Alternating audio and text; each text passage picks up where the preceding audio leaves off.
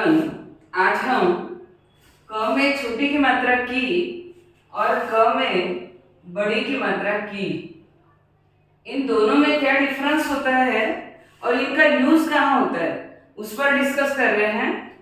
तो यह है हमारे पास छोटी ई की मात्रा।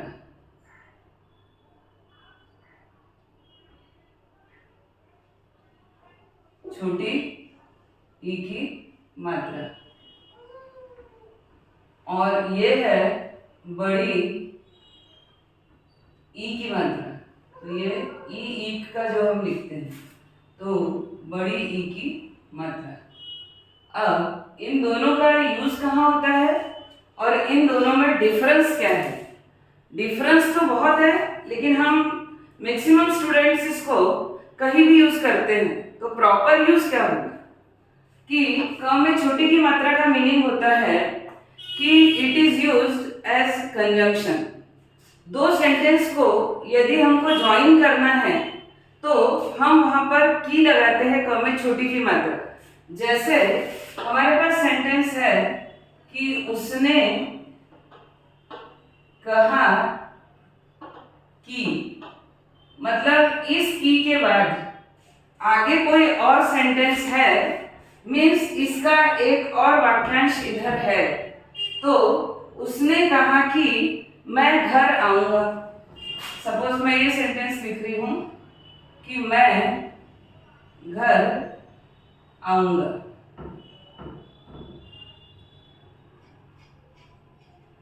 तो ये जो क में छोटी की मात्रा की है, यहां पर कभी भी सेंटेंस हमारी एंडिंग नहीं होता, सेंटेंस का एंड नहीं होता, इसके आगे और सेंटेंस होता है, वाक्य का कोई पार्ट होता है। तो इसको हम जैसे कंजंक्शन की फॉर्म में कि दो सेंटेंस को जोड़ने के लिए इस वर्ड का यूज करते हैं, वो है क में छोटी की मात्रा की। कि उसने कहा कि मैं घर आऊंगा, तो इसके बाद हमारा अगला सेंटेंस है। तो ये क में छोटी की मात्रा। जैसे क में बड़ी की मात्रा की यदि मैं बात करूं, क में बड़ी की मात्रा, क में बड़ी की मात्रा की यूज दो तरीके से हम पढ़ते हैं। एक तो भूतकाल की क्रिया, तो की जो है, जब क में छोटी की मात्रा की होता है तो उसके बाद सेंटेंस होता है। लेकिन यदि क में बड़ी की मात्रा आ जाए तो उसमें वाक्य की एंडिंग भी हो सकती है, वहां पर वाक्य खत्म भी हो सकता है कि रमन ने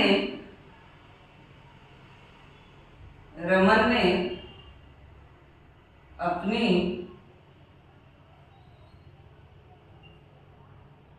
पढ़ाई पूरी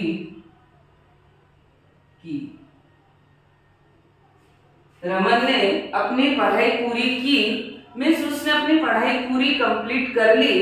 ये भूतकाल को शो करता है, मतलब ये पास्ट टेंस है कि काम हो चुका है। तो रमन ने अपनी पढ़ाई पूरी की, क में बड़ी की मात्रा की पे ये वाक्य खत्म हो गया और ये उम्मीद नहीं है कि आगे इसके कोई सेंटेंस होगा। ये अपने आप में एक कंप्लीट वाक्य है, कंप्लीट सेंटेंस है। तो एक तो ये होता है। फिर जो की होता है क में बड़ी की मात्रा, उसको हम संबंध सूचक शब्द के रूप में भी एज अ रिलेटिव प्रोनाउन, तो संबंधवाचक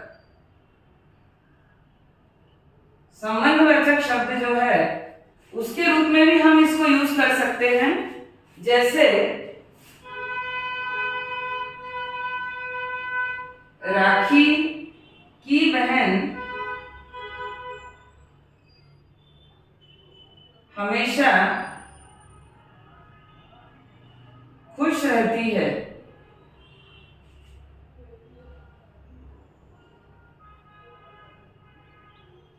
तो ये राखी की बहन, दोनों में रिलेशन, राखी और बहन में रिलेशन दिखाने वाला वर्ड हो गया।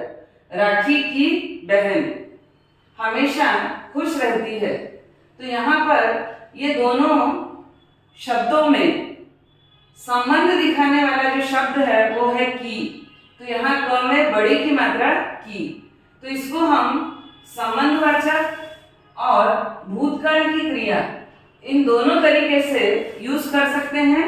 और क में छोटी की मात्रा जो है तो दो वाक्यों को जोड़ने के लिए एज अ कंजंक्शन हम इसको यूज करते हैं क में छोटी की मात्रा, क्योंकि क में छोटी की मात्रा के बाद हमारा वाक्य का कुछ पार्ट जिसको हम वाक्यांश बोलते हैं वो बच जाता है। तो ये डिफरेंस होता है हमारा क में छोटी की मात्रा और क में बड़ी की मात्रा।